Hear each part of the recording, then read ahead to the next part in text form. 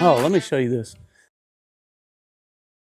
The guys have been using this easy tongue and groove hanger, and they've been using this to install this tongue and groove pine.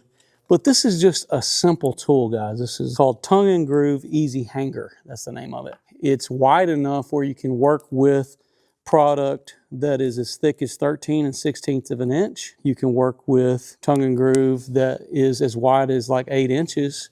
This is a 1x6 here that we're installing, pine, and you can see it's tongue and groove. And what's cool about it, it's even notched out right here for the groove portion of that, so that as you are working on it, see if I can show you, and you're trying to hang it, it's hard to do this with one hand, but it fits right there in the groove as you're installing it.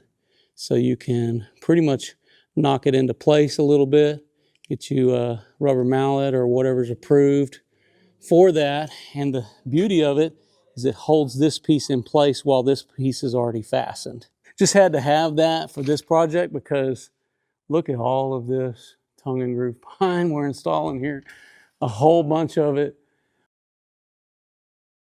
We got more of it that's going inside, but it's going to be a little bit different.